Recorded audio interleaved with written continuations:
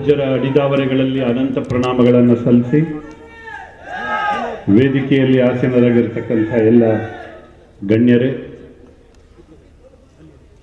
ಕಾರ್ಯಕ್ರಮದ ಮತ್ತು ಈ ಸಮ್ಮೇಳನದ ಅಧ್ಯಕ್ಷರೇ, ಆಗಮಿಸಿರತಕ್ಕಂಥ ಎಲ್ಲ ಬಂಧುಗಳೇ,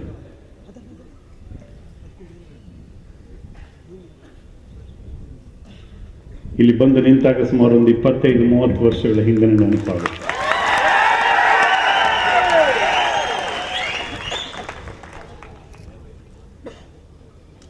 ಅದೇನೋ ಸಂಬಂಧ ಈ ಜಾಗದ ಜೊತೆಗೆ.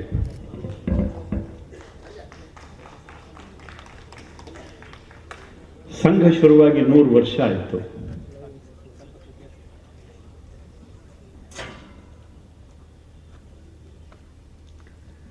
ಅವತ್ತಿನ ದಿನ ನಾಗಪುರದ ಒಂದು ಗ್ರೌಂಡ್ ಅಲ್ಲಿ ಅದು ಶುರುವಾಯಿತು, ಮೈದಾನದಲ್ಲಿ ಶುರುವಾಯಿತು. ಯಾರೂ ಕೂಡ ಕಲ್ಪನೆ ಮಾಡಿದ್ದಿರಲಿಲ್ಲ.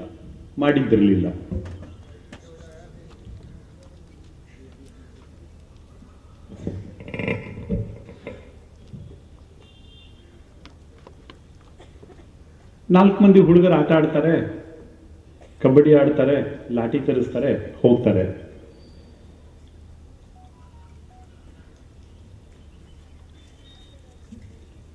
ಇದರ ಆ ಭವ್ಯ ಕನಸಿನ ಮುನ್ನೋಟ ಯಾರಿಗೂ ಕೂಡ ಇರಲಿಲ್ಲ. ಹುಡುಗರು ಆಟ ಆಡ್ಕೊಂಡು ಹೋಗ್ತಾರೆ ಅಂತ ಅನ್ಕೊಂಡಿದ್ರು. ಇವತ್ತು ಕೂಡ ಅದೇ ತರ ಅನ್ಕೊಂತೀವಿ ನಾವು. ದೊಡ್ಡ ಮನುಷ್ಯರು ಅಂತ ಅನ್ಕೊಂಡಿರೋರೆಲ್ಲ ಗ್ರೌಂಡಲ್ಲಿ ಆಟ ಆಡೋ 4 ಮಂದಿ ಹುಡುಗರನ್ನ ನೋಡಿ ಇದು ಇಷ್ಟೇನೆ ಅಂತ ಅನ್ಕೊಂಡ್ಬಿಡ್ತೀವಿ.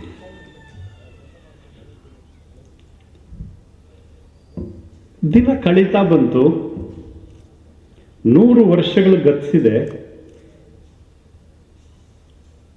ಅವತ್ತಿನ ಸ್ಥಿತಿಗೂ ಇವತ್ತಿನ ಸ್ಥಿತಿಗೂ ಒಮ್ಮೆ ತುಲನೆ ಮಾಡಿದ್ರೆ ಒಳ್ಳೆಯದು. ಸ್ವಾತಂತ್ರ್ಯ ಸಂಗ್ರಾಮದ ಒಂದು ಅತ್ಯುನ್ನತ ಘಟ್ಟದಲ್ಲಿತ್ತು ಆ ಸಮಯ. ಬಹುತೇಕ ಜನ ಸ್ವಾತಂತ್ರ್ಯ ಹೋರಾಟದಲ್ಲಿ ಪಾಲ್ಗೊಂಡಿದ್ರು. ಡಾಕ್ಟರ್ ಹೆಡ್ಗೇವಾರ್ ಕೂಡ ಸ್ವಾತಂತ್ರ್ಯ ಹೋರಾಟಗಾರರೇ. ನಂತರದಲ್ಲಿ ಏನು ಅನಿಸ್ತೋ ಏನೋ, ಅದಕ್ಕಿಂತ ಹೊಸದಾಗಿ ಬೇರೇನೋ ಮಾಡಬೇಕು ಅಂತ ಅನಿಸ್ತು. 4 ಮಂದಿ ನಿಲ್ಲಿಸ್ಕೊಂಡು ಕರ್ಕೊಂಡು ಆಟ ಆಡ್ಲಿಕ್ಕೆ ಶುರು ಮಾಡಿದ್ರು. ಇವತ್ತು ಇದು ಇಷ್ಟು ಹೆಮ್ಮರವಾಗಿ ಬೆಳೆದಿದೆ, ಜಗತ್ತು ಭಾರತವನ್ನು ಒಪ್ಕೊಳ್ಳೋ ಸ್ಥಿತಿಗೆ ತಂದು ನಿಲ್ಲಿಸಿದೆ. 4 ಮಂದಿ ಹುಡುಗರಿಂದ ಪ್ರಾರಂಭವಾಗಿರತಕ್ಕಂಥ ಒಂದು ಸಂಘಟನೆ ಇವತ್ತು ಜಗತ್ತು ಭಾರತವತ್ತ ತಿರುಗಿ ನೋಡಬೇಕು, ಭಾರತವನ್ನ ತಲೆ ಎತ್ತಿ ನೋಡಬೇಕು, ಭಾರತವನ್ನ ಒಪ್ಕೋಬೇಕು ಅಂತಕ್ಕಂಥ ಸ್ಥಿತಿಗೆ ತಂದಿಟ್ಟಿದೆ.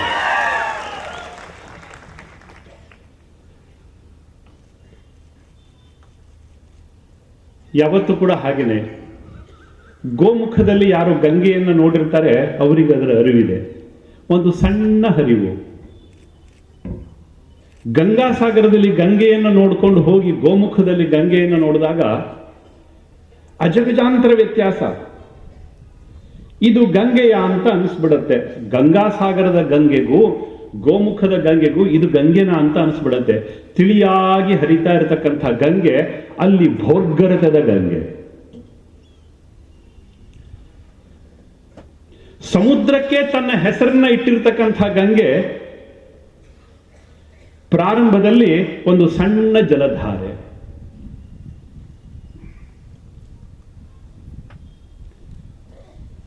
ಸ್ವಾಮಿ, ಅವತ್ತು ಹಿಂದೂ ಸಮಾಜಕ್ಕೆ ಯಾರೂ ಗತಿ ಇರಲಿಲ್ಲ. ಸಣ್ಣ ಗುಂಪುಗಳಲ್ಲಿ ಅಲ್ಲಲ್ಲಿ ಸಮಾಜ ಸುಧಾರಕರು ಅವರು ಇವರು ಕೆಲಸ ಮಾಡ್ತಾ ಇದ್ರು. ಆದ್ರೆ ಹಿಂದೂ ಸಮಾಜದ ಸಂಘಟನೆ ಅಂತ ಯಾರೂ ಕೂಡ ಮಾಡಿರಲಿಲ್ಲ. ಅಲ್ಲಲ್ಲಿ ಸಣ್ಣ ಪುಟ್ಟ ಸಮಾಜ ಸುಧಾರಕರು, ಕೆಲವೊಬ್ರು ಸ್ವಲ್ಪ ಅವರವರದೇ ರೀತಿಯಲ್ಲಿ ದೊಡ್ಡ ಪ್ರಮಾಣದಲ್ಲಿ ಕೂಡ ಮಾಡ್ತಾ ಇದ್ರು. ಯಾರಿಗೂ ಕೂಡ ಇದೊಂದು ಶಕ್ತಿ ಅಂತ ಅನಿಸುವಷ್ಟರ ಮಟ್ಟಿಗೆ ಎಲ್ಲಿಯೂ ಕೂಡ ಪ್ರಯತ್ನ ನಡೆದಿರಲಿಲ್ಲ.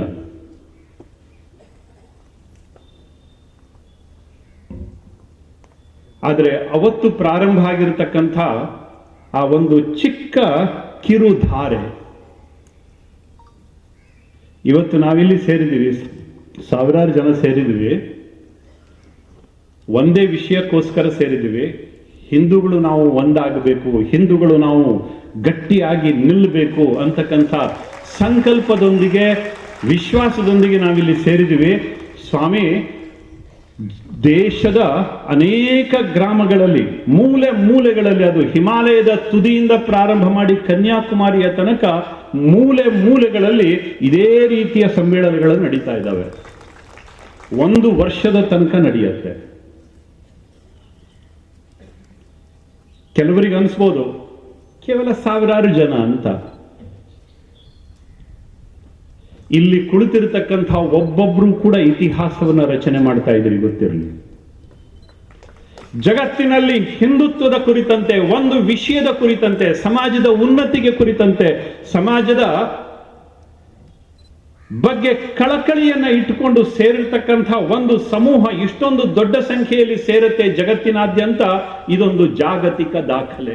ಆ ದಾಖಲೆಯನ್ನ ಬರೆಯೋದ್ರಲ್ಲಿ ನಿಮ್ಮ ಪಾತ್ರವೂ ಇದೆ, ನಿಮ್ಮ ಸ್ಥಾನವೂ ಇದೆ. ಕೋಟ್ಯಂತರ ಜನ ಈ ತರ ಸಮ್ಮೇಳನಗಳಲ್ಲಿ ಭಾಗವಹಿಸ್ತಾ ಇದ್ದಾರೆ. ಅವ್ರದ್ದೆಲ್ಲರದ್ದು ಆಶಯ ಒಂದೇ, ಹಿಂದೂ ಸಮಾಜ ಒಂದಾಗಬೇಕು, ಹಿಂದೂ ಸಮಾಜ ಗಟ್ಟಿ ಆಗಬೇಕು, ಹಿಂದೂ ಸಮಾಜ ತಲೆ ಎತ್ತಿ ನಿಲ್ಲಬೇಕು ಅಂತ.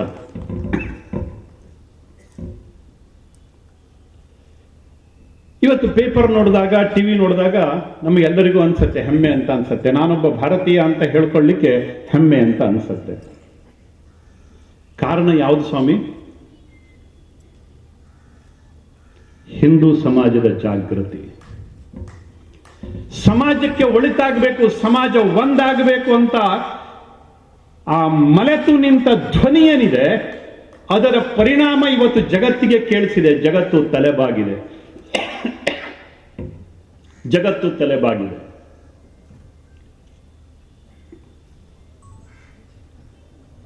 ನಾವು ಏನೆಲ್ಲ ನಮ್ಮ ಸಂಪ್ರದಾಯದಲ್ಲಿ ಇಟ್ಕೊಂಡು ಬಂದಿದೀವೋ ಜಗತ್ತು ಅದನ್ನ ಒಪ್ಕೊಳ್ತಾ ಇದೆ. ಇವತ್ತು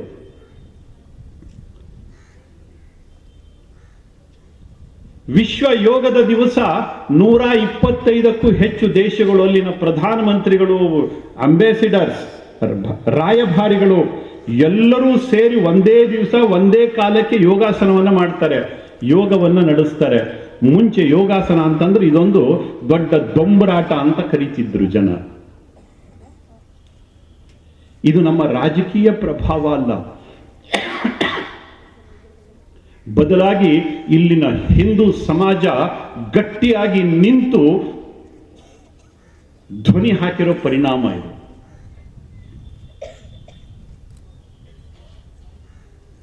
ಆಯುರ್ವೇದ ಇವತ್ತು ಜಗತ್ತಿನ ಮೂಲೆ ಮೂಲೆಗಳಲ್ಲಿ ಹರಡ್ತಾ ಇದೆ, ಮೂಲೆ ಮೂಲೆಗಳಲ್ಲಿ ಹರಡ್ತಾ ಇದೆ.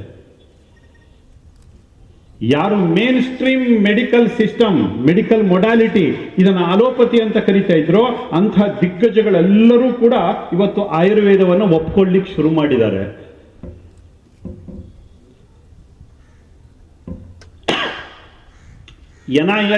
NIC, national institute of cancer, national institute of health, ಇದು ಜಗತ್ತಿನ ಆರೋಗ್ಯದ ಬಗ್ಗೆ, ಮೆಡಿಕಲ್ ಮೊಡಾಲಿಟಿ ಬಗ್ಗೆ ಪಾಲಿಸಿ ಮಾಡ್ತಕ್ಕಂಥ ಆರ್ಗನೈಸೇಷನ್ಸ್. ಅವರೇ ಇವತ್ತು ಆಯುರ್ವೇದದ ಪರವಾಗಿ ರಾಯಭಾರಿಗಳಾಗಿದ್ದಾರೆ. ಇದು ನಮ್ಮ ಮಾರ್ಕೆಟಿಂಗ್ ಗಿಮಿಕ್ಸ್ ಅಲ್ಲ ಕಣ್ರಿ, ಬದಲಾಗಿ ನಿಮ್ಮ ಹೃದಯದ ಧ್ವನಿ, ನಿಮ್ಮ ಹೃದಯದ ಧ್ವನಿ. ಎಲ್ಲೋ ಒಂದ್ ಕಡೆ ನಮ್ಮ ಅಂತರಾಳದ ಧ್ವನಿ ಹೇಳ್ತಾ ಇತ್ತಲ್ಲ, ಹಿಂದೂ ಸಮಾಜ ಒಂದಾಗಬೇಕು ಅಂತ.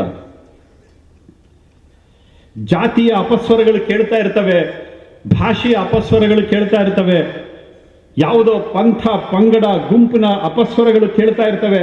ಇದರ ಮಧ್ಯದಲ್ಲಿಯೂ ಕೂಡ ನಾನೊಬ್ಬ ಹಿಂದೂ ಅಂತಕ್ಕಂಥ ಒಂದು ಧ್ವನಿ ಎಲ್ಲೋ ಒಂದು ಕಡೆ ಚಿಮ್ತಾ ಇದೆಯಲ್ಲ, ಇದರ ಪರಿಣಾಮ ನಾವು ಇಟ್ಟ ಹೆಜ್ಜೆಗೆ ಜಗತ್ತು ನಮಸ್ಕಾರ ಮಾಡ್ತಾ ಇದೆ.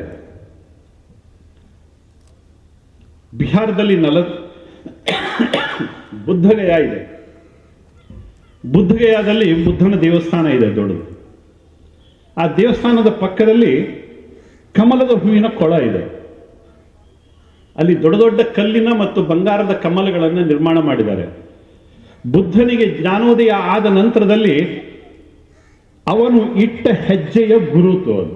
ಅಲ್ಲೇ ಕಮಲಗಳನ್ನು ನಿರ್ಮಾಣ ಮಾಡಿದ್ದಾರೆ, ಬಂಗಾರದ ಕಮಲಗಳಿದಾವೆ ಅಲ್ಲಿ. ಇವತ್ತು ಭಾರತ ಇಟ್ಟ ಹೆಜ್ಜೆಗೆ ಜಗತ್ತು ನಮಸ್ಕರಿಸ್ತಾ ಇದೆ. ಕಾರಣ ನಿಮ್ಮ ಹೃದಯದಲ್ಲಿ ಎದ್ದಿರತಕ್ಕಂಥ ಹಿಂದುತ್ವದ ಕಿಚ್ಚು, ಹಿಂದುತ್ವದ ಕಿಚ್ಚು.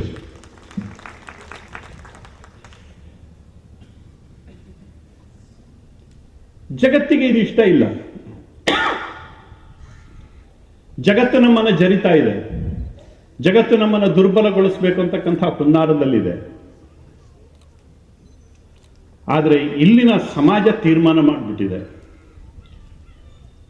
ಎಲ್ಲೋ ಒಂದು ಕಡೆ ತೀರ್ಮಾನ ಮಾಡಿ ಕುಳಿತಿಲ್ಲ, ಅದು ಹೆಜ್ಜೆ ಹೆಜ್ಜೆಯಾಗಿ ಮುಂದಡಿ ಇಡ್ತಾ ಇದೆ, ಹೆಜ್ಜೆ ಹೆಜ್ಜೆಯಾಗಿ ಮುಂದಡಿ ಇಡ್ತಾ ಇದೆ. ಇತಿಹಾಸದಲ್ಲಿ ಕಂಡು ಕೇಳರಿಯದ ವೇಗದಲ್ಲಿ ಇವತ್ತು ನಮ್ಮ ಗತಿ ಹೊರಟಿದೆ. ಇತ್ತೀಚಿನ ದಿನಗಳಲ್ಲಿ ನೋಡಿರ್ಬೋದು, ಜಗತ್ತಿನ ಪ್ರಧಾನಮಂತ್ರಿಗಳು, ಅಧ್ಯಕ್ಷರು ಎಲ್ಲರೂ ಕೂಡ ಭಾರತ ನಮ್ಮ ಗುರು ಅಂತ ಕರೀತಾರೆ. ಯಾಕೆ? ಎಲ್ಲರಿಗೂ ಗೊತ್ತಿದೆ, ಎಲ್ಲರಿಗೂ ಗೊತ್ತಿದೆ, ಜಗತ್ತಿನಲ್ಲಿ ಎಲ್ಲರಿಗೂ ಕೂಡ ಗೊತ್ತಿದೆ. ಮೊನ್ನೆ ತಾನೇ ಯುರೋಪಿಯನ್ ಯೂನಿಯನ್ನ ಅಧ್ಯಕ್ಷ ಬಂದವರು ಹೇಳಿದ್ರು, ನಮಗೆ ಏನಾದರೂ ವಿಜ್ಞಾನ ಕಲಿಸಿದ್ದಿದ್ರೆ ಅದು ಭಾರತ ಅಂತ. ಅವರೇ ಹೇಳಿದ್ರು, ಜಗತ್ತಿಗೆ ಏನಾದರೂ ಗಣಿತ ಕಲಿಸಿದ್ದಿದ್ರೆ ಅದು ಭಾರತ ಅಂತ. ಇಷ್ಟು ದಿವಸಗಳ ಕಾಲ ಅವ್ರ ಬಾಯಿನಲ್ಲಿ ಇದು ಬರ್ತಿರ್ಲಿಲ್ಲ, ಇಷ್ಟು ದಿವಸಗಳ ಕಾಲ ಬರ್ತಿರ್ಲಿಲ್ಲ. ಸೈನ್ಸ್, ಟೆಕ್ನಾಲಜಿ, ಇನೋವೇಷನ್ ಎಲ್ಲದೂ ಕೂಡ ಯುರೋಪ್ನಿಂದ ಪ್ರಾರಂಭ ಆಯಿತು, ಫ್ರಾನ್ಸ್ನಿಂದ ಪ್ರಾರಂಭ ಆಯಿತು, ಜರ್ಮನಿಯಿಂದ ಪ್ರಾರಂಭ ಆಯಿತು, ಇಂಗ್ಲೆಂಡಿನಿಂದ ಪ್ರಾರಂಭ ಆಯಿತು, ಅಮೆರಿಕಾದಲ್ಲಿ ಶುರುವಾಯಿತು. ಇದೇ ತುತ್ತೂರಿ ಬಿಡ್ತಾ ಇದ್ರು, ತುತ್ತೂರಿ ಊದುತ್ತಾ ಇದ್ರು. ಆದರೆ ಇತ್ತೀಚೆಗೆ ಬಂದವರು ಹೇಳ್ತಾರೆ, ನಮಗೆ ನಾಗರಿಕತೆಯನ್ನು ಕಲಿಸಿಕೊಟ್ಟಿದ್ದು ಭಾರತ, ಆದ್ರೆ ನಮಗೆ ಹೇಳ್ಕೊಟ್ಟಿಲ್ಲ ಸ್ವಾಮಿ. ನಮಗೆ ಇಲ್ಲಿ ಮಾತ್ರ ಅಕ್ಬರನೇ ಮಹಾಪುರುಷ ಆಗಿದ್ದ ಅನ್ನುವಂಥದ್ದು ಹಳೆಯ ಒಡೆದ ತುತ್ತೂರಿಯನ್ನೇ ಕಿವಿಯಲ್ಲಿ ಊದುತ್ತಾರೆ.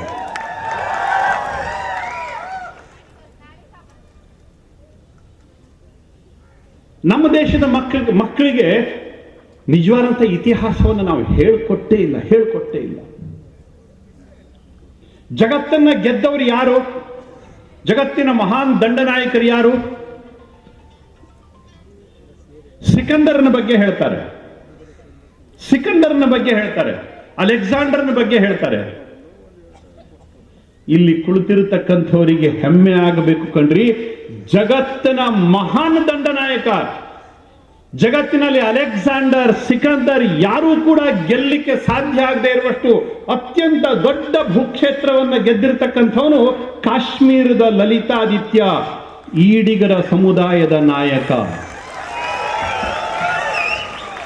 ಕಾಶ್ಮೀರದ ಲಲಿತಾದಿತ್ಯ ಈಡಿಗರ ರಾಜನಾಗಿದ್ದ, ಈಡಿಗರ ಸಮುದಾಯದಿಂದ ಹುಟ್ಟಿದ್ದ, ಜಗತ್ತನ್ನ ಗೆದ್ದು ಬಂದ. ಸಮುದಾಯದವರಿಗೆ ಗೊತ್ತಿಲ್ಲ. ಜಗತ್ತಿನ ದಂಡನಾಯಕ ಯಾರು ಅಂತ ಕೇಳಿದ್ರೆ ಸಿಕಂದರ್ನ ಹೆಸರು ಹೇಳ್ತೀವಿ ಅಥವಾ ಅಲೆಕ್ಸಾಂಡರ್ನ ಹೆಸರು ಹೇಳ್ತೀವಿ. ನಮ್ಮ ರಕ್ತ ಜಗತ್ತನ್ನ ಗೆದ್ದಿದೆ ಅಂತ ಯಾರಿಗರಿ ಗೊತ್ತಿತ್ತು? ಒಂದಲ್ಲ ಎರಡಲ್ಲ ಕಣ್ರಿ, ಜಗತ್ತನ್ನ ಮೆಟ್ಟಿ ನಿಂತಿರತಕ್ಕಂಥ ರಕ್ತ ಇಲ್ಲಿರ್ತಕ್ಕಂಥ ರಕ್ತ. ಜಗತ್ತನ್ನ ಬಗ್ಗು ಬಡಿದಿರ್ತಕ್ಕಂಥ ರಕ್ತ, ಜಗತ್ತಿನ ದುರಹಂಕಾರವನ್ನ, ಜಗತ್ತಿನ ಅನಾಗರಿಕತೆಯನ್ನ ಬಗ್ಗು ಬಡಿದಿರ್ತಕ್ಕಂಥ ರಕ್ತ ಇಲ್ಲಿರ್ತಕ್ಕಂಥ ರಕ್ತ. ಆದರೆ ದುರಂತ ಸ್ವಾತಂತ್ರ್ಯದ ನಂತರದಲ್ಲಿ ನಮಗೆ ಹೇಳ್ಕೊಟ್ಟಿದ್ದೇನು? ನಮ್ಮ ದೇಶಕ್ಕೆ ಯಾರು ಸ್ವಾತಂತ್ರ್ಯ ಕೊಡಿಸಿದ್ರು? ಸುಭಾಷ್ ಚಂದ್ರ ಬೋಸ್ ನೆನಪಾಗುವುದಿಲ್ಲ, ಸ್ವಾತಂತ್ರ್ಯ ವೀರ್ ಸಾವರ್ಕರ್ ನೆನಪಾಗುವುದಿಲ್ಲ ನಮಗೆ. ಅವ್ರನ್ನೆಲ್ಲರನ್ನು ಬದಿಗಿಟ್ಟರು.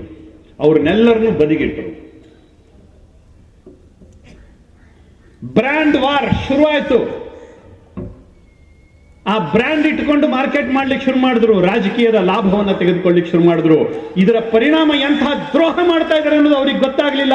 ನಮ್ಮ ರಕ್ತದ ಗುರುತನ್ನ ಮರೆಮಾಚಿದ್ರು.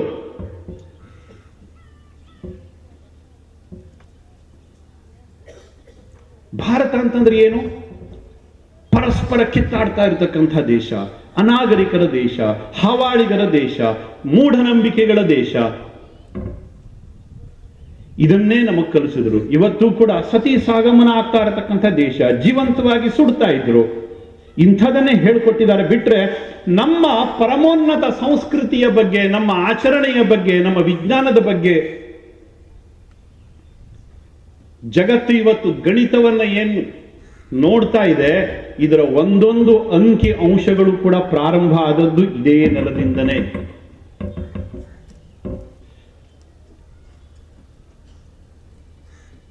ನಾವು ವಾರದಲ್ಲಿ 7 ದಿವಸ ಅಂತ ಕರಿತೀವಿ. ಜಗತ್ತಿನಲ್ಲಿ ಎಲ್ಲ ಕಡೆ 7 ದಿವಸ ಯಾಕೆ? ಬುದ್ಧಿವಂತರಾದ್ರೆ 8 ದಿವಸ ಮಾಡಬೇಕಿತ್ತಲ್ಲ, ಅವರು 9 ದಿವಸ ಮಾಡಬೇಕಿತ್ತಲ್ಲ, ಮಾಡ್ಲಿಕ್ಕಾಗಲಿಲ್ಲ. ಇದನ್ನು ಅವ್ರು ಹೇಳ್ಕೊಟ್ಟಿದ್ದ ನಮಗೆ. ಜಗತ್ತಿನಲ್ಲಿ ವಾರದಲ್ಲಿ 7 ದಿವಸ ಅಂತ ಹೇಳ್ಕೊಟ್ಟಿದ್ದು ಜಗತ್ತಿನಲ್ಲಿ ಇಂಗ್ಲೆಂಡ್ನವ್ರು ಬಂದು ಹೇಳ್ಕೊಟ್ರ ನಮಗೆ.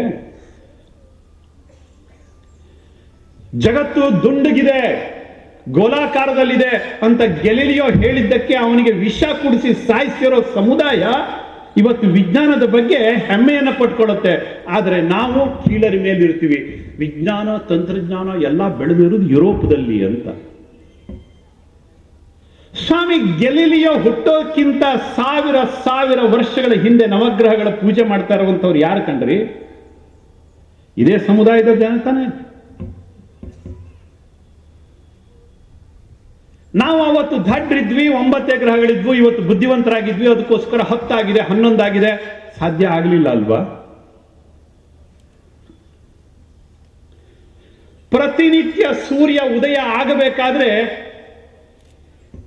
ಯಾವ ಗ್ರಹದ ಮುಖಾಂತರ ಆಗ್ತಾನೋ ಅದು ಕೇವಲ 7 ಗ್ರಹಗಳ ಮುಖಾಂತರ ಮಾತ್ರ ಸೂರ್ಯನ ಪ್ರವೇಶ ಈ ಭೂಮಿಗೆ ಆಗತ್ತೆ. ಭಾನುವಾರದ ದಿವಸ, ಸೋಮವಾರದ ದಿವಸ, ಮಂಗಳವಾರದ ದಿವಸ ಆಯಾ ಗ್ರಹಗಳ ಪ್ರತಿಫಲನದ ಬೆಳಕು ಇಲ್ಲಿಗೆ ಭಾನುವಾರದ ದಿವಸ ನೇರವಾಗಿ ಬೆಳಕು ಭೂಮಿಗೆ ಬರುತ್ತೆ. ಯಾವ ಗ್ರಹದ ಪ್ರತಿಫಲನ ಅಲ್ಲೇ ಅಲ್ಲ. ಸೋಮವಾರದ ದಿವಸ ಚಂದ್ರನ ಪ್ರತಿಫಲನ ಮೊದಲನೆಯ ಕಿರಣ ಈ ಭೂಮಿಗೆ ಬೀಳುತ್ತೆ. ಮಂಗಳ ಗ್ರಹದ ಪ್ರತಿಫಲನ ಅದು ಮಂಗಳವಾರದ ದಿವಸ ಬೀಳುತ್ತೆ.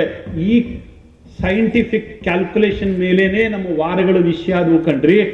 ಮಂಡೇ, ಟ್ಯೂಸ್ಡೇ, ವೆಡ್ನೆಸ್ಡೇ ಅಲ್ಲೂ 8-9 ದಿನಗಳಾಗ್ಲಿಲ್ಲ, ಅಲ್ಲೂ ವಾರಗಳು 7. ಆಲ್ಜಿಬ್ರಾ ಅರೇಬಿಯನ್ರು ಕಳಿಸಿದ್ರು ಅಂತ ಹೇಳಿದ್ರು.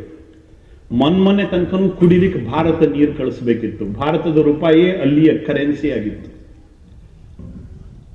ಗಣಿತ ಅರೇಬಿಯನ್ರು ಕಳಿಸಿದ್ರು, ಗಣಿತ ಗ್ರೀಕರು ಕಳಿಸಿದ್ರು. ಎಂಥ ಹುಚ್ಚು ಸಂಗತಿಗಳನ್ನ ನಮ್ಮ ತಲೆಯಲ್ಲಿ ತುಂಬಿದ್ರು ಅಂತಂದ್ರೆ ನಮ್ಮದು ಏನಿಲ್ಲ. ನಾವು ಬಡಪಾಯಿಗಳು, ನಾವು ದಡ್ರು, ನಾವು ಮೂಢನಂಬಿಕೆಗಳ ದೇಶ ಆಗಿತ್ತು, ನಾವು ಹಿಂದುಳಿದವರಾಗಿದ್ವಿ. ಇವತ್ತು ಕೂಡ ಎಷ್ಟೋ ಜನರಿಗೆ ಅದೇ ಸ್ವಭಾವನೆ ಇದೆ. ಹಿಂದುಳಿದವರು ಅಂತ ಹೇಳ್ಕೊಳ್ಳಿಕ್ಕೇನೆ ಭಾರಿ ಒಂದು ರೀತಿಯ ಹೆಮ್ಮೆ. ನಾವು ಜಗತ್ತಿನ ಮೆಟ್ಟಿ ನಿಂತಿರತಕ್ಕಂತಹ ಸಮುದಾಯ ಅಂತ ಆ ಒಂದು ಆತ್ಮವಿಶ್ವಾಸದ ಧ್ವನಿ ಇವತ್ತು ಕೂಡ ನಮಗೆ ಬರ್ತಾ ಇಲ್ಲ. ಕಾರಣ ಕಳೆದ 100 ವರ್ಷಗಳ ಗುಲಾಮಿ ಶಿಕ್ಷಣದ ಪರಿಣಾಮ.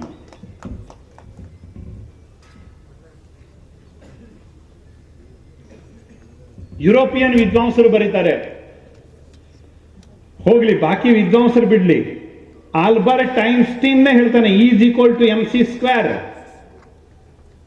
ಅದನ್ನ ಕೊಟ್ಟಿರ್ತಕ್ಕಂಥ ಆಲ್ಬರ್ಟ್ ಐನ್ಸ್ಟೀನ್ ಹೇಳ್ತಾನೆ, ನಾನೇನಾದ್ರೂ ಗಣಿತದ ಸಂಶೋಧನೆ ಮಾಡಿದ್ದಿದ್ರೆ, ವೈಜ್ಞಾನಿಕ ಸಂಶೋಧನೆ ಮಾಡಿದ್ದಿದ್ರೆ ಅದಕ್ಕೆ ಭಾರತ ಕಾರಣ ಅಂತ ಹೇಳ್ತಾನೆ.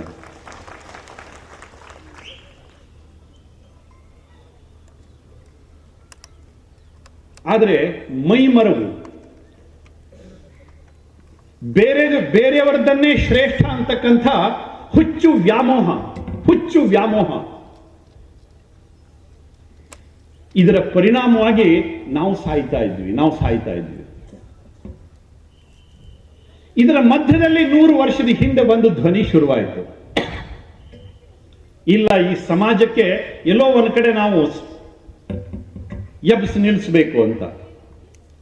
ಅವತ್ತನ್ಸಿರ್ಲಿಲ್ಲ ಅದರ ಮಹತ್ವ. ಇವತ್ತು ನೋಡಿ ಸ್ವಾಮಿ, ಅವತ್ತು 4 ಜನ ಹಿಂದೂ ಹೆಸರಿನಲ್ಲಿ ಸೇರ್ತಿರ್ಲಿಲ್ಲ. ಇವತ್ತು ಇಡೀ ಜಾಗತಿಕವಾಗಿ ಇಷ್ಟು ಜನ ಸೇರದೇ ಇರೋ ರೀತಿಯಲ್ಲಿ ನಾವು ಸೇರ್ತಾ ಇದ್ದೀವಿ. ಕೋಟಿ ಸಂಖ್ಯೆಯಲ್ಲಿ ಇವತ್ತು ನಾವು ಸೇರ್ತಾ ಇದ್ದೀವಿ. ಕೆಲವರು ಇನ್ನೂ ಕೂಡ ಹಲಬ್ತಾ ಇದ್ದಾರೆ. RSS ಅನ್ನು ಮಟ್ಟ ಹಾಕ್ಬಿಡ್ತೀವಿ,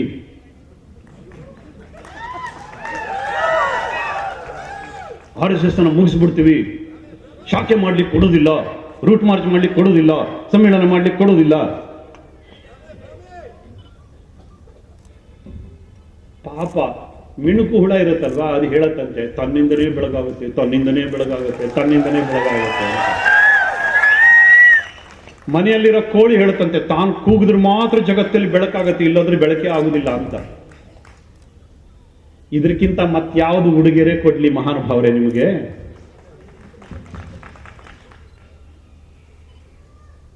ದಮ್ ಇದೆಯಾ ಇವತ್ತು RSS ಅನ್ನ ನಿಲ್ಲಿಸೋ ದಮ್ಮು?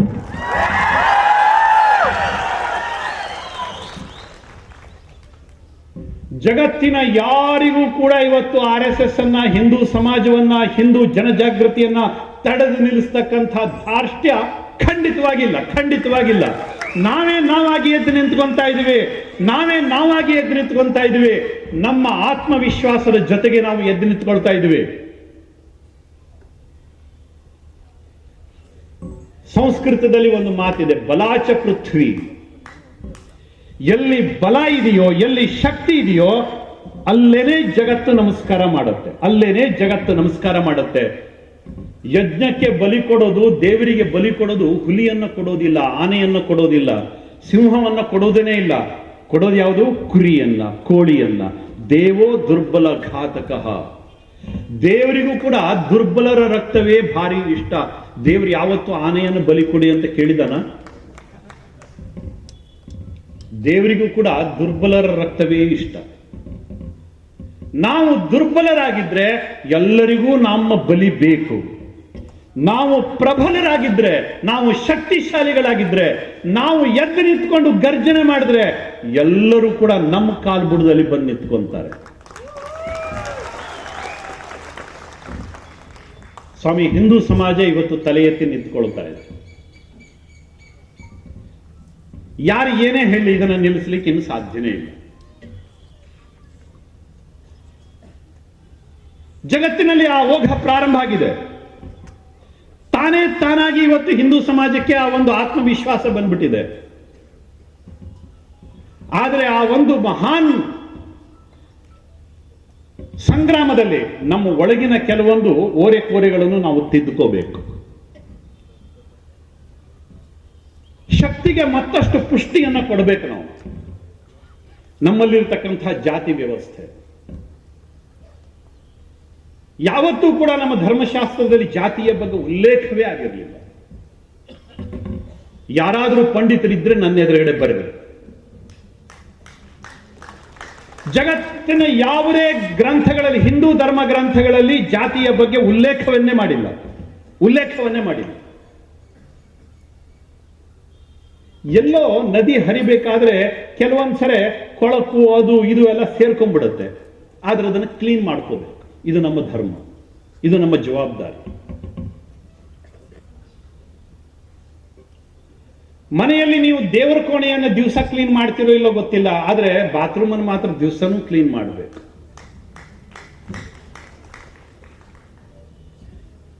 ದೇವರ ಕೋಣೆಯನ್ನು ದಿವಸ ಕ್ಲೀನ್ ಮಾಡದಿದ್ರೆ ನಿಮ್ಮ ಮನೆಗೆ ಏನು ತೊಂದರೆ ಆಗುದಿಲ್ಲ. ಆದ್ರೆ ಬಾತ್ರೂಮ್ ಅನ್ನು ಕ್ಲೀನ್ ಮಾಡದಿದ್ರೆ ನಿಮಗೆ ಮನೆಯಲ್ಲಿ ಕೂತ್ಕೊಳ್ಳಿಕ್ಕೆ ಆಗುದಿಲ್ಲ.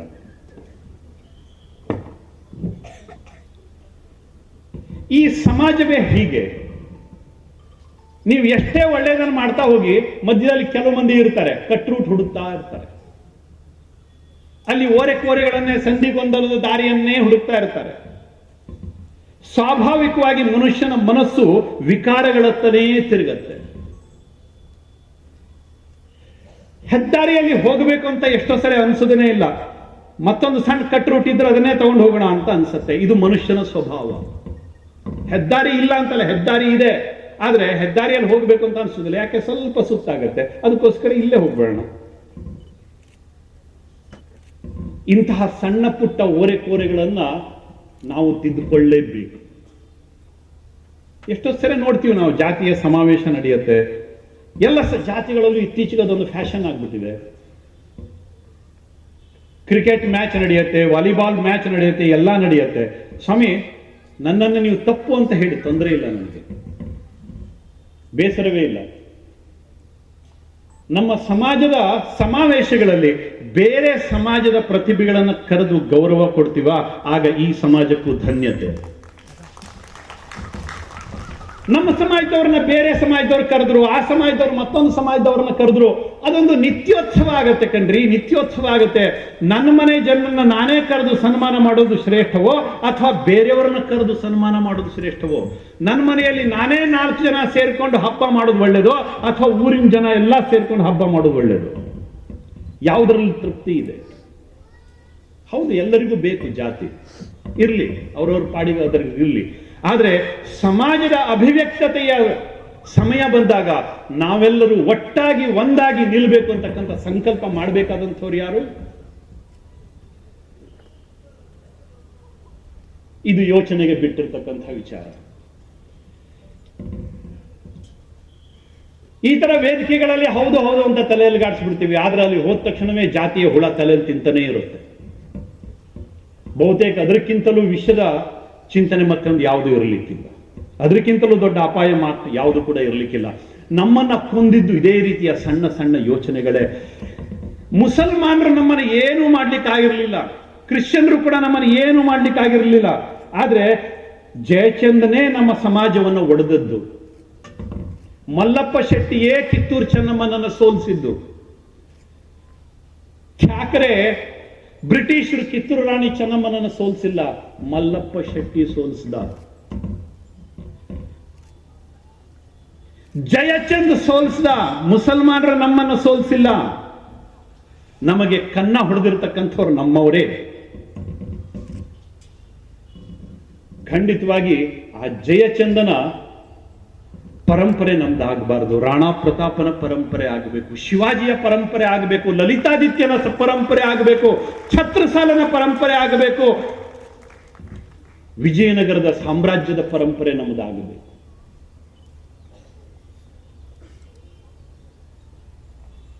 ನಮ್ಮ ಓರೆಕೋರೆಗಳನ್ನ ತಿದ್ದುಕೊಂಡು ನಾವು ಬಲಶಾಲಿಯಾಗಿ ಎದ್ದು ನಿಂತರೆ, ಇತಿಹಾಸದ ಪುಟಗಳಲ್ಲಿ ನಮ್ಮತನವನ್ನ ಶೋಧನೆ ಮಾಡತಕ್ಕಂಥ ಶೋಧಕ ಮನೋವೃತ್ತಿ ನಮಗೆ ಬೆಳೆದ್ರೆ, ಬಹುತೇಕ ಇಲ್ಲಿ ಭಾರತವನ್ನ ತಡೆದು ನಿಲ್ಲಿಸಲಿಕ್ಕೆ ಮತ್ತೆ ಯಾರ ಹತ್ರ ಸಾಧ್ಯ ಇಲ್ಲ. ಆಫ್ರಿಕಾದ ಒಬ್ಬ ಅಧ್ಯಕ್ಷ ಹೇಳ್ತಾನೆ ಇತ್ತೀಚೆಗೆ, ಭಾರತ ಬಲಶಾಲಿ ಆದ್ರೆ ಜಗತ್ತು ಬಲಶಾಲಿ ಆಗತ್ತೆ ಅಂತ. ಭಾರತವನ್ನ ಒಪ್ಕೊಂಡ್ರೆ ಕೇವಲ ಭಾರತ ಮಾತ್ರ ಬೆಳೆಯೋದಿಲ್ಲ, ಬದಲಾಗಿ ಜಗತ್ತನ್ನ ಬೆಳೆಸತ್ತೆ. ಇದನ್ನ ಬೇರೆಯವರು ಹೇಳ್ತಾ ಇದ್ದಾರೆ, ನಾವಲ್ಲ. ಏನೋ ಬೇರೆ ಬೇರೆ ಕಾರಣಗಳಿಂದ ಜಗತ್ತು ಅಮೆರಿಕಾದ ಕಡೆ ವಾಲ್ಬಿಟ್ಟಿತ್ತು, ಅಥವಾ ಮತ್ಯಾವುದೋ ಕೆಲವೊಂದು ಕಾರಣಗಳಿಂದ. ಯಾಕೆ? ಒಂದು ಸರಿಯಾದಂತಹ ಆರೋಗ್ಯಕರವಾಗಿರತಕ್ಕಂಥ ಧನಾತ್ಮಕವಾಗಿರತಕ್ಕಂಥ ಕೇಂದ್ರ ಅವರಿಗೆ ಇರಲೇ ಇಲ್ಲ. ಅನ್ಯಾಯ ಮಾಡ್ತಾ ಇದ್ರು ಕೂಡ ಅವರನ್ನೇ ಒಪ್ಕೊಂಡಿದ್ರು, ಅವರನ್ನ ತುಳಿಸ್ಕೊಂಡಿದ್ರು. ಇವತ್ತು ಭಾರತ ಎದ್ದು ನಿಲ್ತಾ ಇದೆ, ಅದಕ್ಕೆ ಒಬ್ಬೊಬ್ಬರೇ ಇವತ್ತು ನಮ್ಮ ಜೊತೆಗೆ ಬರ್ತಾ ಇದ್ದಾರೆ. ಅವರು ಹೇಳ್ತಾ ಇದ್ದಾರೆ, ಭಾರತ ಬಲಶಾಲಿ ಆದ್ರೆ ಜಗತ್ತಿಗೆ ಅಪಾಯ ಇಲ್ಲ, ಜಗತ್ತಿಗೆ ಸುಖ ನೆಮ್ಮದಿ ಶಾಂತಿ ಸಿಗಬೇಕು ಅಂತಂದ್ರೆ ಭಾರತದಿಂದ ಮಾತ್ರ ಅಂತ. ಇತ್ತೀಚೆಗೆ ಟಿವಿಯಲ್ಲಿ ಒಂದು ಡಿಬೇಟ್ ನಡೀತು, ನೀವು ನೋಡಿರ್ಬೋದು. ಕಪಿಲ್ ಸಿಬಲ್ ಮತ್ತು ಶಶಿ ತರೂರ್, ಬಿಜೆಪಿಯವರು ಇಲ್ಲ ಇದರಲ್ಲಿ. ಶಶಿ ತರೂರ್ ಮತ್ತು ಕಪಿಲ್ ಸಿಬಲ್ ಇಬ್ರು ಕೂಡ ಡಿಬೇಟ್ ಮಾಡ್ತಾ ಇದ್ರು. ಮಾತಾಡ್ತಾ ಮಾತಾಡ್ತಾ ಸೆಕ್ಯುಲರಿಸಂ ಬಗ್ಗೆ ಕಪಿಲ್ ಸಿಬಲ್ ಪ್ರಶ್ನೆ ಕೇಳಿದ್ರು ಶಶಿ ತರೂರ್ ಹತ್ರ. ತುಂಬಾ ಸುಂದರವಾಗಿ ಉತ್ತರವನ್ನು ಕೊಟ್ಟರು ಶಶಿ ತರೂರ್. ನಾವು ಇವತ್ತು ಸೆಕ್ಯುಲರ್ ಅಂತ ನಾವು ಭಾವಿಸಿದ್ದಿದ್ರೆ ಅದಕ್ಕೆ ಇಲ್ಲಿನ ಹಿಂದೂ ಸಮಾಜ ಕಾರಣ ಅಂತ, ಹಿಂದುತ್ವ ಕಾರಣ ಅಂತ. ಹಿಂದುತ್ವ ಅಂತಂದ್ರೆ ಸೆಕ್ಯುಲರೇ ಕಂಡ್ರಿ. ಹಿಂದೂಗಳಿಗಿಂತ ದೊಡ್ಡ ಸೆಕ್ಯುಲರ್ ಮತ್ಯಾವುದಿದ್ದಾರೆ? ಕ್ರಿಶ್ಚಿಯನ್ರು ಈ ದೇಶಕ್ಕೆ ಬಂದಾಗ, ಮುಸಲ್ಮಾನರು ಈ ದೇಶಕ್ಕೆ ಬಂದಾಗ ಈ ದೇಶದ ಇವತ್ತಿನ ಕಾನೂನು ಇರಲಿಲ್ಲ. ಸೆಕ್ಯುಲರ್ನ ಒಡೆದ ತುತ್ತೂರಿ ಊದ್ತಕ್ಕಂಥವ್ರು ಯಾರು ಇರಲಿಲ್ಲ. ಅವರಿಗೆ ಮೊಟ್ಟ ಮೊದಲ ಮಸೀದಿಯನ್ನು ಕಟ್ಸ್ಕೊಟ್ಟಿದ್ಯಾರು? ಮೊಟ್ಟ ಮೊದಲ ಚರ್ಚನ್ನ ಕಟ್ಸ್ಕೊಟ್ಟಿದ್ಯಾರು? ಸೆಕ್ಯುಲರ್ ಬಗ್ಗೆ ಹಿಂದೂಗಳಿಗೆ ಹೇಳ್ತೀರಿ ನೀವು ಕಥೆಯನ್ನ? ಅವತ್ತು ನಿಮ್ಮ ಕಾನೂನಿನ ಪುಸ್ತಕ ಇರಲಿಲ್ಲ ಕಣ್ರಿ. ಅವತ್ತು ಯಾರು ಕೂಡ ಸೆಕ್ಯುಲರಿಸಮ್ ಪಾಠ ಮಾಡುವಂಥವ್ರು ಯಾರು ಇರಲಿಲ್ಲ. ಆದ್ರೆ ಅವರನ್ನ ಕರೆದು ನಾವು ಇಲ್ಲಿ ಮಸೀದಿಯನ್ನ ಕಟ್ಕೊಟ್ವಿ, ಚರ್ಚನ್ನ ಕಟ್ಕೊಟ್ವಿ, ಇದು ಹಿಂದುತ್ವ, ಇದು ಜಾತ್ಯತೀತತೆ. ಎಲ್ಲಿ ಹಿಂದೂ ಗಟ್ಟಿಯಾಗಿದಾನೋ ಅಲ್ಲಿ ಜಾತ್ಯತೀತತೆ ಇರುತ್ತೆ. ಎಲ್ಲಿ ಹಿಂದೂ ದುರ್ಬಲ ಆಗ್ತಾನೋ ಜಾತ್ಯತೀತತೆ ಹೆಸರಿಗೆ ಮಾತ್ರ. ಕಾಶ್ಮೀರದ ಕಣಿವೆಯಲ್ಲಿ ಜಾತ್ಯತೀತತೆ ಎಲ್ಲಿದೆ ಕಾಣ್ರಿ? ಅಲ್ಲಿ ಹೋಗ್ರಿ, ನಿಮ್ಮ ಡೊಂಗರ ಬಡಿರಿ ನೋಡೋಣ ಕಾಶ್ಮೀರದ ಕಣಿವೆಯಲ್ಲಿ. ಇಲ್ಲಿ ಬಂದ್ಕೊಂಡು ಹಿಂದೂಗಳು ಜಾಸ್ತಿ ಇರುವಂತಹ ಜಾಗದಲ್ಲಿ ನಮ್ಮ ಸಮಾಜವನ್ನು ಒಡಿಲಿಕ್ಕೋಸ್ಕರ, ನಮ್ಮ ಸಮಾಜದ ಜನರ ತಲೆಯಲ್ಲಿ ಬೇಡದ ವಿಚಾರಗಳನ್ನ ತುರುಕಲಿಕ್ಕೋಸ್ಕರ ಸೆಕ್ಯುಲರಿಸಮ್ ತುತ್ತೂರಿ ಓದ್ತೀರಿ. ಅಲ್ಲಿ ಹೋಗ್ರಿ ಹೇಳ್ರಿ, ಪಾಕಿಸ್ತಾನಕ್ಕೆ ಹೋಗ್ರಿ ಹೇಳ್ರಿ, ಡೆಲಿಗೇಷನ್ ತಗೊಂಡು ಹೋಗ್ರಿ, ಸೆಕ್ಯುಲರಿಸಮ್ ಡೆಲಿಗೇಷನ್ ತಗೊಂಡು ಹೋಗ್ರಿ, ಅಲ್ಲಿ ಹೇಳ್ರಿ. ಬಾಂಗ್ಲಾದೇಶದಲ್ಲಿ ಮೊನ್ನೆ ಹಿಂದೂಗಳನ್ನ ಜೀವಂತವಾಗಿ ಬೇಯಿಸಿಕೊಂಡ್ರಲ್ಲ, ಅಲ್ಲಿ ಹೋಗ್ರಿ ಹೇಳ್ರಿ ನೋಡೋಣ. ನಿಮ್ಮ ಜಾತ್ಯತೀತತೆ ತುತ್ತೂರಿಯನ್ನು ಎಷ್ಟು ಮಂದಿ ಕೇಳ್ತಾರೆ ಅಂತ ಗೊತ್ತಾಗುತ್ತೆ. ಹಿಂದೂಗಳು ನಾವು ಜೀವಂತವಾಗಿದ್ರೆ ಮಾತ್ರ ಈ ದೇಶದಲ್ಲಿ, ಈ ನೆಲದಲ್ಲಿ ಜಾತ್ಯತೀತತೆ ಇರುತ್ತೆ. ಹಿಂದುತ್ವ ಅಂತಂದ್ರೆ ಜಾತ್ಯತೀತತೆ, ಹಿಂದುತ್ವ ಅಂತಂದ್ರೆ ಸೆಕ್ಯುಲರಿಸಮ್. ನಮಗೆ ಬೇರೆ ಪಾಠ ಮಾಡಬೇಕಾದಂತಹ ಅಗತ್ಯ ಇಲ್ಲ. ನಾವು ಒಂದಾಗಿ ಬದುಕಬೇಕು ಅಂತಕ್ಕಂಥ ಪಾಠ ನಮಗೆ ಬೇಕಾಗಿಲ್ಲ. ನಾವು ಒಂದಾಗಿ ಇರ್ಲಿಕ್ಕೆ ಇಷ್ಟಪಡ್ತಾ ಇದ್ವಿ. ಆದ್ರೆ ಅವರು ಒಂದಾಗಿ ನಮ್ಮ ಜೊತೆಗೆ ಇರ್ಲಿಕ್ಕೆ ಇಷ್ಟಪಡ್ತಾರ? ಜಗತ್ತಿಗೆ ಶಾಂತಿ ಸಹಬಾಳ್ವೆಯ ಮಾತನ್ನ ಹೇಳಿದ್ದು ನಾವು, ಸಂದೇಶವನ್ನ ಕೊಟ್ಟಿದ್ದು ನಾವು. ಜಗತ್ತಿನಲ್ಲಿ ಕತ್ತಿ ತಗೊಂಡು ಬಂದು ಧರ್ಮವನ್ನ ತಲೆ ಮೇಲೆ ಹೇರಿದ್ದು ಅವರು. ಮೊನ್ನೆ ನಮ್ಮ ದೇಶದ ಸರಸಂಘ ಚಾಲಕರು ತುಂಬಾ ಚೆನ್ನಾಗಿ ಹೇಳಿದ್ರು.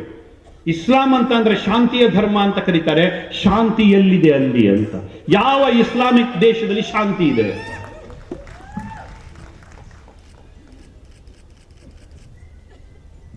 ಜನರನ್ನ ಮರಳು ಮಾಡ್ತಕ್ಕಂಥ ಪ್ರಯತ್ನ ಕಣ್ರಿ ಇವಲ್ಲ, ಜಗತ್ತನ್ನ ಮರಳು ಮಾಡ್ತಕ್ಕಂಥ ಪ್ರಯತ್ನ. ಅಮೆರಿಕ ಇವತ್ತು ಉದ್ಧಾರ ಆಗಿದ್ದಿದ್ರೆ, ಅಮೆರಿಕ ಇವತ್ತೇನಾದ್ರು ಸಶಕ್ತ ಆಗಿದ್ದಿದ್ರೆ ಅದು ಹಿಂದೂಗಳ ಕೊಡುಗೆ, ಭಾರತೀಯರ ಕೊಡುಗೆ. ಇವತ್ತು ಅನಿಸ್ತಾ ಇದೆ, ರಷ್ಯಾಕ್ಕೂ ಅನಿಸ್ತಾ ಇದೆ, ಯುರೋಪಿಗೂ ಅನಿಸ್ತಾ ಇದೆ, ಕರೆದು ಇವತ್ತು ಹಾಸಿಗೆಯನ್ನು ಹಾಕ್ತಾ ಇದ್ದಾರೆ. ಬನ್ನಿ, ರೆಡ್ ಕಾರ್ಪೆಟ್ ಹಾಕಿ ಕರೀತಾ ಇದ್ದಾರೆ, ಭಾರತೀಯರೇ ಬನ್ನಿ ಅಂತ, ಭಾರತೀಯರೇ ಬನ್ನಿ ಅಂತ. ಎಲ್ಲರಿಗೂ ಗೊತ್ತಾಗಿದೆ, ಎಲ್ಲೆಲ್ಲಿ ಭಾರತೀಯರು ಹೋಗ್ತಾರೋ ಅಲ್ಲಿ ಆ ದೇಶ ಉದ್ಧಾರ ಆಗಿದೆ ಅಂತ ಗೊತ್ತಾಗಿದೆ. ಯಾರು ಕೂಡ ಬೇರೆಯವರೆಲ್ಲ ಕಣ್ರಿ, ಅಲ್ಲೆಲ್ಲ ಹೋಗಿ ಆ ದೇಶವನ್ನು ಕಟ್ಟಿರ್ತಕ್ಕಂಥವ್ರು ಹಿಂದೂಗಳೇ.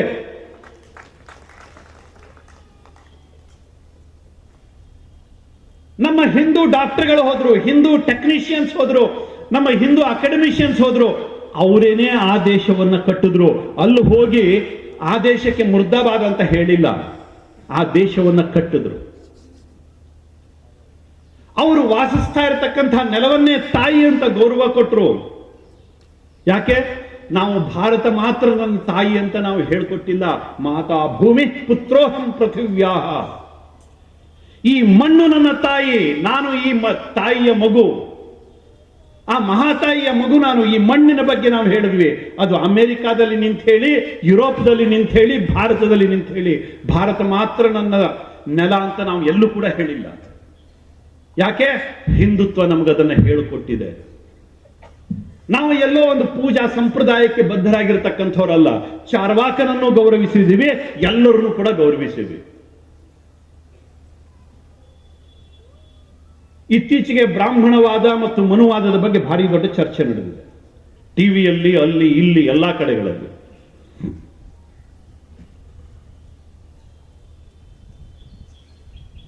ಎಷ್ಟು ಮಂದಿ ರೀ ಮನುಸ್ಮೃತಿಯನ್ನು ಓದಿದ್ದಾರೆ? ಮನುಸ್ಮೃತಿಯ ಬಗ್ಗೆ ಚರ್ಚೆ ಮಾಡ್ತಕ್ಕಂಥವ್ರು ಎಷ್ಟು ಮಂದಿ ಮನುಸ್ಮೃತಿಯನ್ನು ಓದಿದ್ದಾರೆ? ಗೊತ್ತಿಲ್ಲದೇನೆ ಒದರಾಡ್ತಕ್ಕಂಥ ಜನಗಳೇ ಜಾಸ್ತಿ.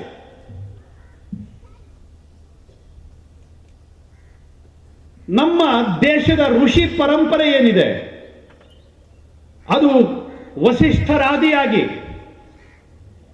ಋಷಿ ಪರಂಪರೆ ಏನಿದೆ 100ಕ್ಕೆ 90 ಜನ ಅವ್ರು ಯಾರು ಬ್ರಾಹ್ಮಣರಲ್ಲ. ಅವರೆಲ್ಲರೂ ಕೂಡ ಹಿಂದುಳಿದ ಸಮಾಜದಿಂದ ಬಂದಿರತಕ್ಕಂಥವ್ರು. ನಮಗೆ ಇವತ್ತು ಯಾರದೋ ಫೋಟೋ ಕಾಣುತ್ತೆ ನಮ್ಮ ಸಮಾಜದ ಪ್ರಮುಖರು ಅಂತ. ಆದ್ರೆ ಈ ದೇಶಕ್ಕೆ, ಈ ಜಗತ್ತಿಗೆ ವೇದಗಳನ್ನ ವಿಂಗಡಿಸಿ ಕೊಟ್ಟಿರ್ತಕ್ಕಂಥ ವ್ಯಾಸರು ಮೀನುಗಾರರ ಮಗ. ವ್ಯಾಸ ಬೋಯಿತಿಯ ಮಗ ಅಂತ ಬಸವಣ್ಣನವರೇ ಹೇಳ್ತಾರೆ. ವೇದಗಳನ್ನ ವಿಂಗಡಿಸಿ ಕೊಟ್ಟಿರ್ತಕ್ಕಂಥವ್ರು ವ್ಯಾಸ ಮೀನುಗಾರರ ಮಗ. ವಸಿಷ್ಠ ಯಾರೇ ಆದರೂ ಕೂಡ, ಯಾರೇ ಋಷಿಮುನಿಗಳು ತಪಸ್ಸು ಮಾಡಲಿ ಅವರಿಗೆ ಬ್ರಹ್ಮರ್ಷಿ ಅಂತ ಬಿರುದನ್ನ ಪಡ್ಕೋಬೇಕು ಅಂತಂದ್ರೆ ವಸಿಷ್ಠರ ಹತ್ರ ಹೋಗ್ಬೇಕಿತ್ತು. ವಸಿಷ್ಠ ವೇಶ್ಯೆಯ ಮಗ, ಜಾತಿಯೇ ಗೊತ್ತಿರಲಿಲ್ಲ. ಅವರ ಹೆಂಡತಿ ಅರುಂಧತಿ ಮಾದಿಗರ ಹೆಣ್ಣು ಮಗಳು. ಇವತ್ತು ಕೂಡ ಮದುವೆ ಆದ ನಂತರ ಅರುಂಧತಿ ವಸಿಷ್ಠ ನಕ್ಷತ್ರವನ್ನ ಎಷ್ಟೋ ಮನೆಗಳಲ್ಲಿ ತೋರಿಸ್ತಾರೆ, ಸಂಪ್ರದಾಯ ಅದು. ಋಗ್ವೇದದಲ್ಲಿ ಐತರೇಯ ಬ್ರಾಹ್ಮಣ ಅಂತ ಬರುತ್ತೆ, ಒಂದು ಭಾಗ ಬರುತ್ತೆ. ಆ ಐತರೇಯ ಮಹರ್ಷಿ ಆತ ಅತ್ಯಂತ, ನೀವು ಕೆಳಗಡೆಯಿಂದ ಕೆಳಗಡೆ ಹೇಳ್ತಕ್ಕಂಥ ಜಾತಿಯಿಂದ ಬಂದಿರತಕ್ಕಂಥವನು ಐತರೇಯ. ಅವನು ಋಗ್ವೇದದ ಮಂತ್ರಗಳನ್ನ ಕಂಡುಕೊಂಡ. ಐತರೇಯ ಬ್ರಾಹ್ಮಣ ಅಂತ ಒಂದು ಭಾಗನೇ ಇದೆ.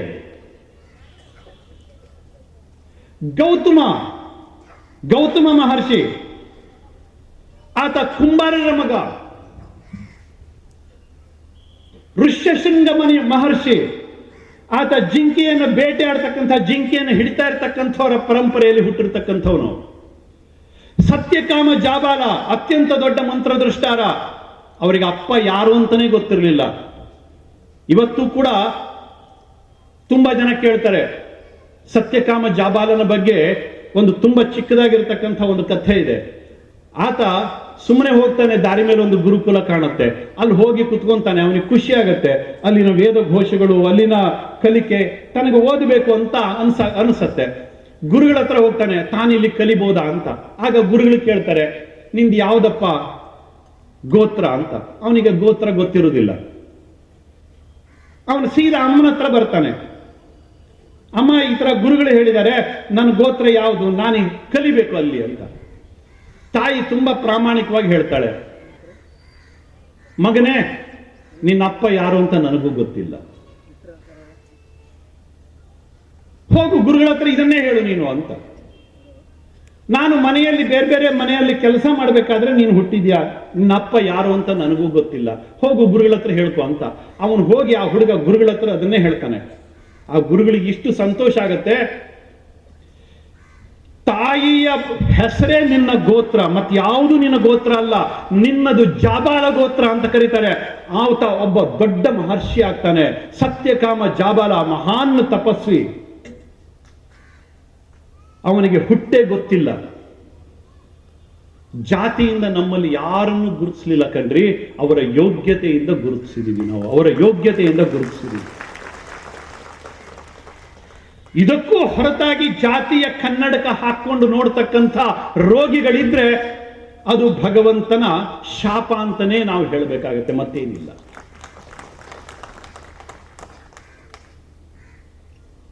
ನೂರಕ್ಕೆ 90% ಋಷಿ ಮುನಿಗಳು ಬ್ರಾಹ್ಮಣರೇ ಅಲ್ಲ. ವಾಲ್ಮೀಕಿ ಎಸ್ಟಿ ಸಮುದಾಯಕ್ಕೆ ಸೇರಿರ್ತಕ್ಕಂಥವನು. ನನಗೆ ಜಾತಿ ಇಲ್ಲ, ಆದ್ರೆ ಎಲ್ಲರ ಕಣ್ಣುಗಳು ಜಾತಿಯಿಂದನೇ ಸಮಾಜವನ್ನು ನೋಡ್ತದಲ್ಲ, ಅದಕ್ಕೂ ಅದೇ ಭಾಷೆಯಲ್ಲಿ ನಾನು ಮಾತಾಡ್ಬೇಕಲ್ಲ, ಇಲ್ಲದ್ರೆ ಅರ್ಥ ಆಗೋದಿಲ್ಲ.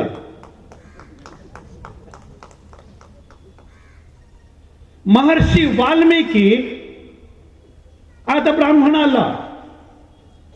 ಗಾಯತ್ರಿಯನ್ನ ಜಗತ್ತಿಗೆ ಕೊಟ್ಟಿರ್ತಕ್ಕಂತಹ ವಿಶ್ವಾಮಿತ್ರ ಆತ ಬ್ರಾಹ್ಮಣ ಅಲ್ಲ, ಪೂರ್ವಜನ್ಮದ ಗಾದಿ ರಾಜ. ಜಾತಿಗೆ ಈ ಸಮಾಜದಲ್ಲಿ ಯಾವತ್ತೂ ಕೂಡ ಬೆಲೆಯೇ ಇರಲಿಲ್ಲ, ಉಲ್ಲೇಖವೂ ಕೂಡ ಇರಲಿಲ್ಲ. ಅದನ್ನ, ಆ ವಿಕಾರವನ್ನ ಹುಟ್ಟು ಹಾಕಿದ್ದು ನಮ್ಮಂಥ ಅತಿ ಬುದ್ಧಿವಂತರು. ಅವನು ಮೇಲೆ, ಅವನು ಕೆಳಗಡೆ, ಅವನು ಹಾಗೆ, ಇವನು ಹೀಗೆ ಇಲ್ಲದನ್ನ ನಾವು ಹುಟ್ಟು ಹಾಕಿದ್ದು ನಮ್ಮಂತ ಅತಿ ಬುದ್ಧಿವಂತರು, ಮತ್ಯಾರು ಅಲ್ಲ. ಈ ಸಮಾಜ ಅದಕ್ಕೆ ಬೆಲೆ ಕೊಟ್ಟಿರಲಿಲ್ಲ. ದಯವಿಟ್ಟು ಸ್ವಾಮಿ ಇದನ್ನ ಓದ್ಕೋಬೇಕು, ತಿಳ್ಕೋಬೇಕು. ನಮ್ಮ ಪರಿಚಯ ನಮಗೆ ಆಗಬೇಕು ಅಂತಂದ್ರೆ ಈ ರೀತಿಯ ಗ್ರಂಥಗಳನ್ನು ಓದಬೇಕು, ಇತಿಹಾಸವನ್ನ ತಿಳ್ಕೋಬೇಕು. ಇತಿಹಾಸದಲ್ಲಿ ಏನ್ ಹೇಳಿದ್ದಾರೆ? ಅಕ್ಬರ್ ಮಹಾಪುರುಷ, ದಂಡೆತ್ತಿ ಬಂದ್ರು, ಸಿಕಂದರ್,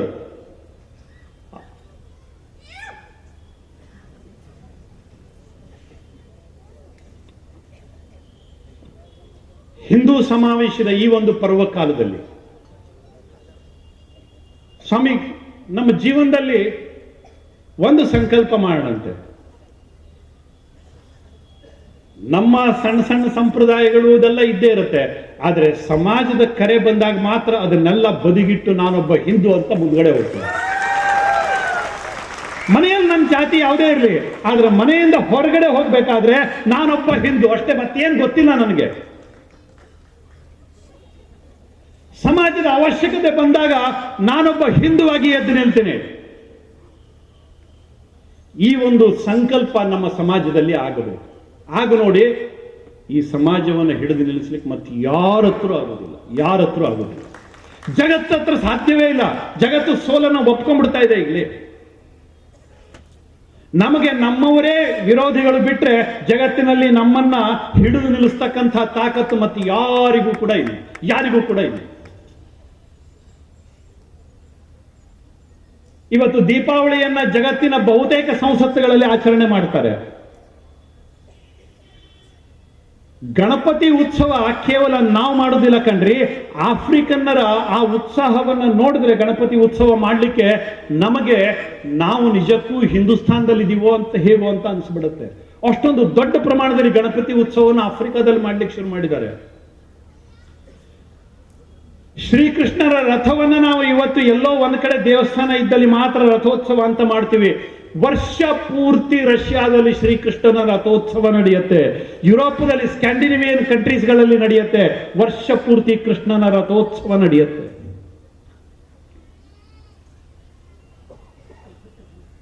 ಜಗತ್ತು ನಮ್ಮನ್ನು ಒಪ್ಕೊಳ್ತಾ ಇದೆ. ಅದಕ್ಕೆ ತಕ್ಕಂತೆ ಎದ್ದು ನಿಂತ್ಕೋಬೇಕು, ಅದಕ್ಕೆ ತಕ್ಕಂತೆ ಎದ್ದು ನಿಂತ್ಕೋಬೇಕು. ಸಂಘ ಬಂದು ಹೇಳ್ತಾ ಇದೆ, ಸಂಘದ ಕಾರ್ಯಕರ್ತರು ಮನೆ ಮನೆಗೆ ಬಂದು ಪಾಪ ಅವ್ರಿಗೆ ಏನು ಉದ್ಯೋಗ ಇಲ್ವಾ ಅಂತ ಅನ್ಸ್ಬಿಡುತ್ತೆ.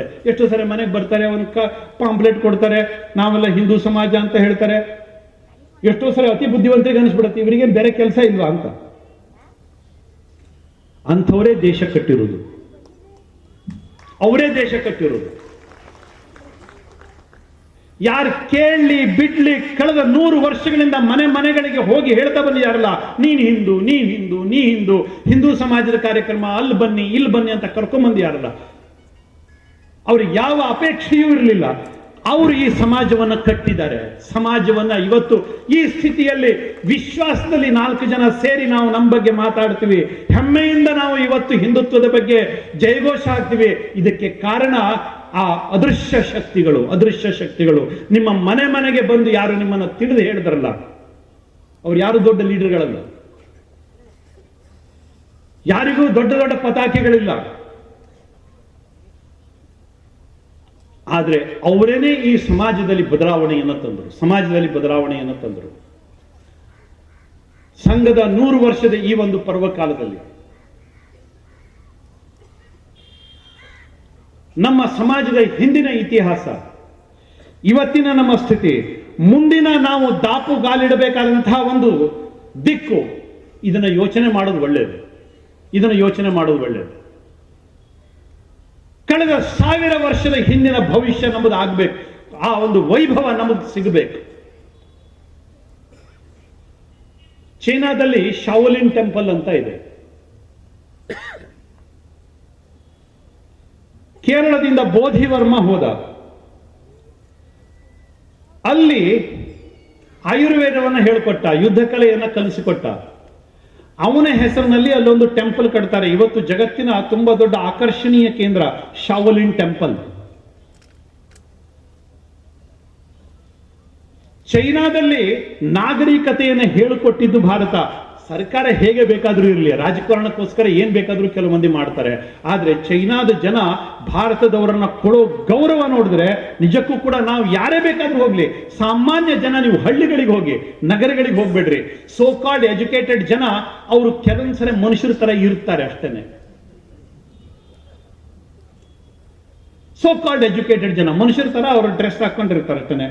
ಅವರ ಹೃದಯದಲ್ಲಿ ಮನುಷ್ಯತ್ವ ಇದೆ ಅಂತ ಹೇಳಲಿಕ್ಕೆ ಆಗುದಿಲ್ಲ. ಕ್ಯಾಲ್ಕುಲೇಷನ್,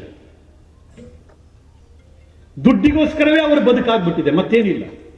ಬದುಕಿಗೆ ದುಡ್ಡು ಬೇಕು ಸರಿ, ಆದ್ರೆ ದುಡ್ಡಿಗೋಸ್ಕರ ಬದುಕಲ್ಲ. ಬದುಕಿನಲ್ಲಿ ದುಡ್ಡು ಬೇಕು, ಆದ್ರೆ ದುಡ್ಡಿಗೋಸ್ಕರ ಬದುಕಾಗಬಾರದು.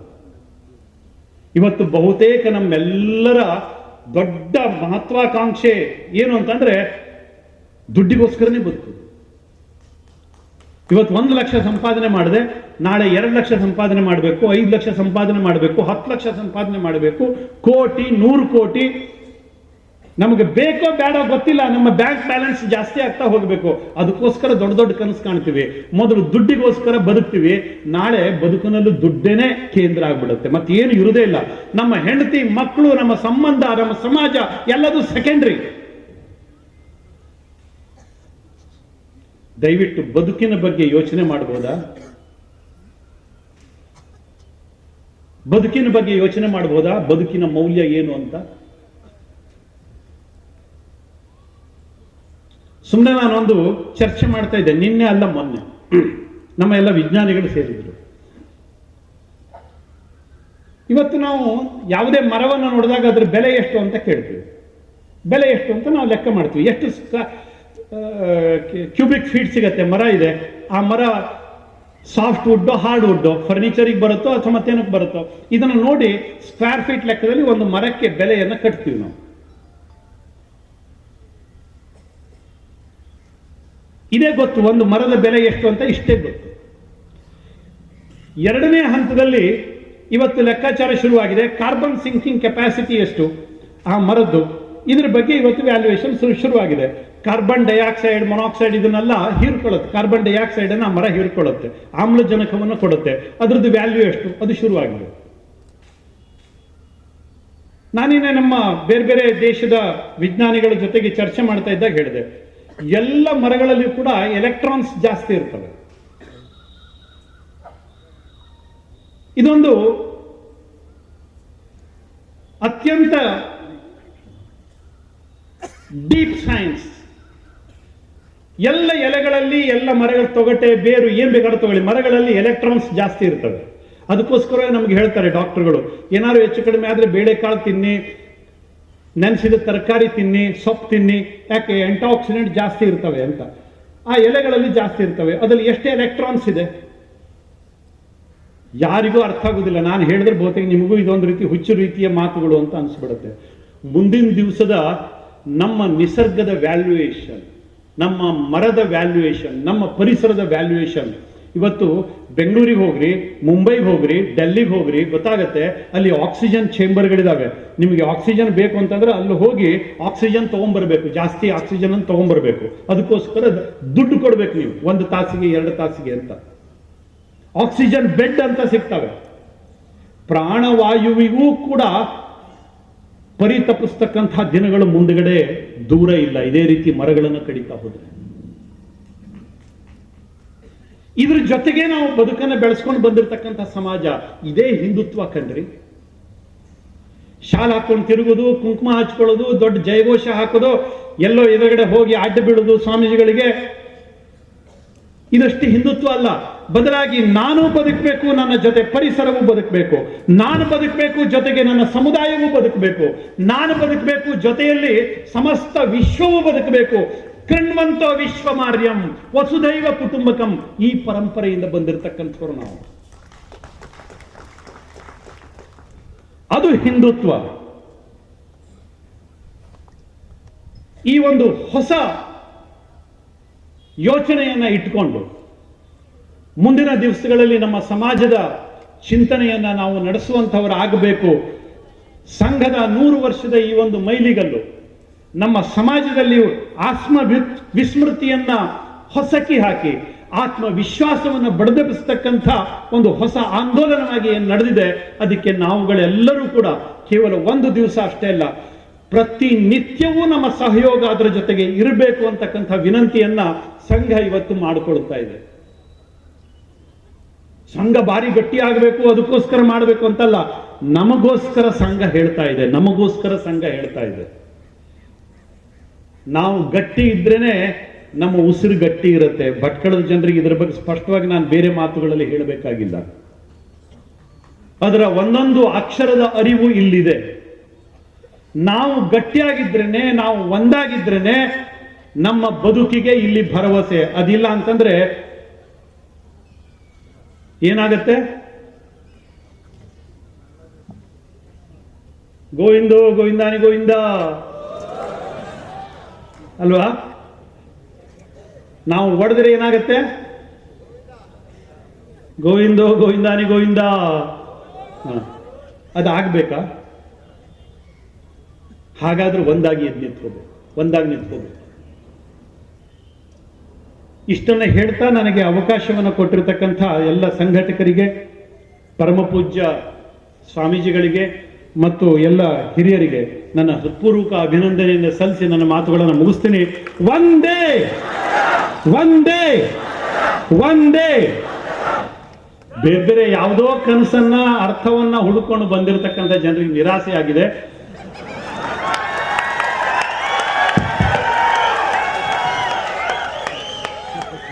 ಕ್ಷಮೆ ಇರಲಿ. ಧರ್ಮದ ಕೆಲಸದಲ್ಲಿ ಯಾವತ್ತೂ ನಾವಿದ್ದೀವಿ. ಧನ್ಯವಾದಗಳು. ತಮ್ಮ ವಿಚಾರ ಪ್ರಚೋದಕ, ಜನರನ್ನ ಬಡಿದೆಬ್ಬಿಸುವಂತಹ ಮಾತುಗಳನ್ನಾಡಿ ವಿಮರ್ಶೆಯನ್ನು ಮಾಡಿಕೊಂಡು ನಾವೆಲ್ಲ ಒಗ್ಗಟ್ಟಾಗಿ ಹಿಂದುವಾಗಿ ಒಂದಾಗಿ ಬದುಕೋಣ ಎಂಬ ಸಂದೇಶವನ್ನು ನೀಡಿದಂತಹ ಶ್ರೀ ಅನಂತಕುಮಾರ್ ಹೆಗಡೆಯವರಿಗೆ ಹೃತ್ಪೂರ್ವಕ ಧನ್ಯವಾದಗಳು. ಈಗ ಆಶೀರ್ವಚನ. ಅಜ್ಞಾನ ತಿಮಿರಾಂಧಸ್ಯ ಜ್ಞಾನಾಂಜನ ಶಲಾಕಯ ಚಕ್ಷುರುನ್ಮೀಲಿತಂ ಯೇನ ತಸ್ಮೈ ಶ್ರೀ ಗುರುವೇ ನಮಃ. ದಯಮಾಡಿ ಯಾರು ನಿರ್ಗಮಿಸಬಾರದು. ಇನ್ನು ಪ್ರಬಂಧಕರು ಆ ವ್ಯವಸ್ಥೆಯನ್ನು ಮಾಡಬೇಕು. ಕೆಲವೇ ಕಾರ್ಯಕ್ರಮಗಳಿವೆ. ಆಶೀರ್ವಚನ ಇದೆ, ಒಂದೇ ಮಾತರಂ ಗೀತೆ ಇದೆ.